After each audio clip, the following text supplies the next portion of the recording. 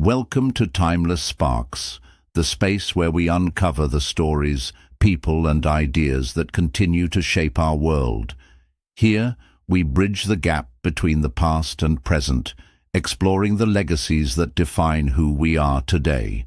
In this episode, we delve into one of history's most compelling figures, Julius Caesar, and his enduring influence on none other than William Shakespeare, the bard himself. From Caesar's ambitious rise to his dramatic fall, and the legacy that inspired one of literature's most iconic plays, we'll uncover the fascinating connection between history and art. Are you ready?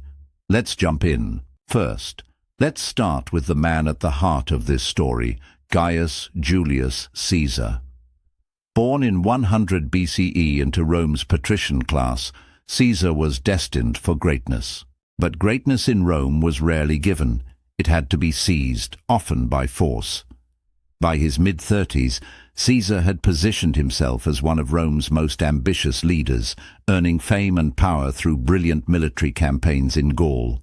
His conquests didn't just make him a hero to the Roman people, they made him a political powerhouse. But, as with all great power, Caesar's meteoric rise came at a price. When he crossed the Rubicon River in 49 BCE, a deliberate act of rebellion against the Roman Senate, it marked the beginning of the end for the Roman Republic. Caesar emerged victorious in the subsequent civil war and declared himself dictator for life. But the title dictator for life was heavy with consequences. To some, Caesar was a visionary leader, the man who could restore Rome's glory.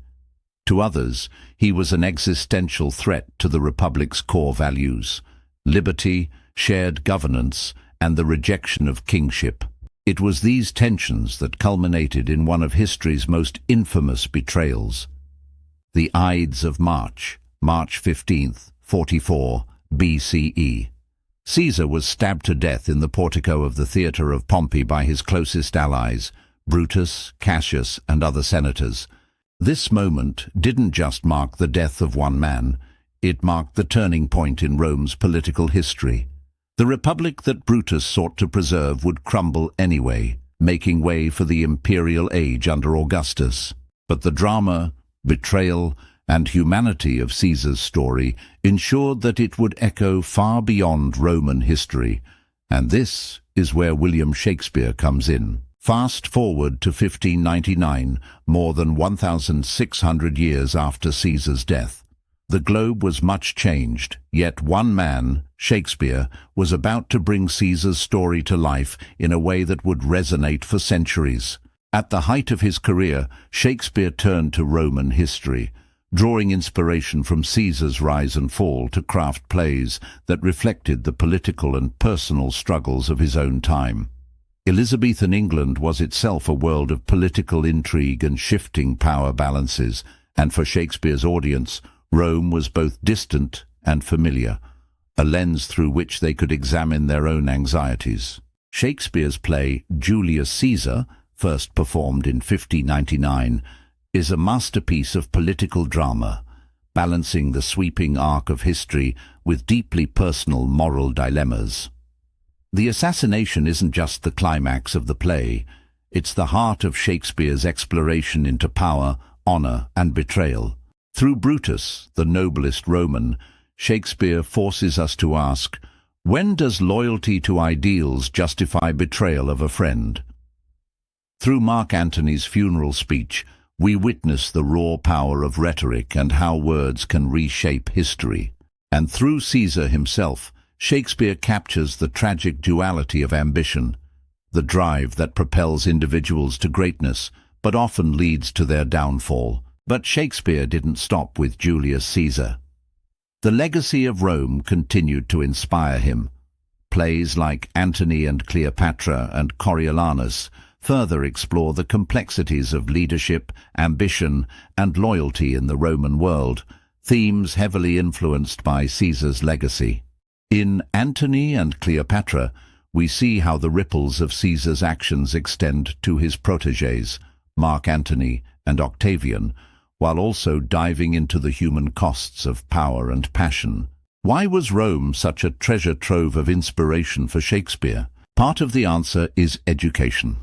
As a product of Renaissance England, Shakespeare grew up in a time when classical texts were revered. Roman historians like Plutarch and Cicero were standard reading, and their vivid accounts of Caesar's life and times gave Shakespeare the dramatic material he needed. But more than that, Rome offered Shakespeare universal themes: power, betrayal, sacrifice, that transcended history, allowing his stories to speak to every generation. The reach of Julius Caesar goes far beyond Shakespeare's play. Over the centuries, it has inspired countless adaptations in theatre, film, and even modern political discourse. Orson Welles' 1937 stage production recast Caesar's story in the context of rising fascism.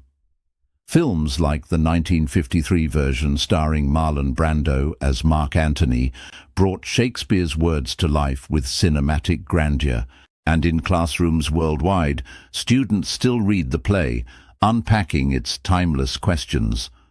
What drives people toward power?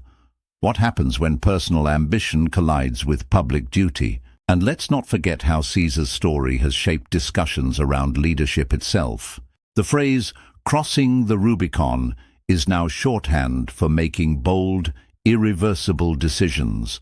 "Beware the Ides of March" is a warning that echoes through political speeches and pop culture alike. Whether we're analyzing modern leaders or the personal choices we make in our own lives, Caesar's story continues to resonate.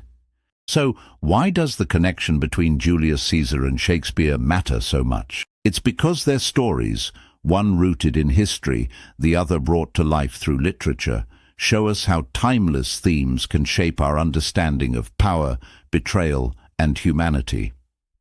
They remind us that history and art are intertwined, each breathing life into the other. Shakespeare immortalized Caesar, but Caesar also made Shakespeare's work immortal, a partnership that keeps sparking questions and insights centuries later. Thanks for joining us here on Timeless Sparks, as we explored the enduring legacies of Julius Caesar and William Shakespeare.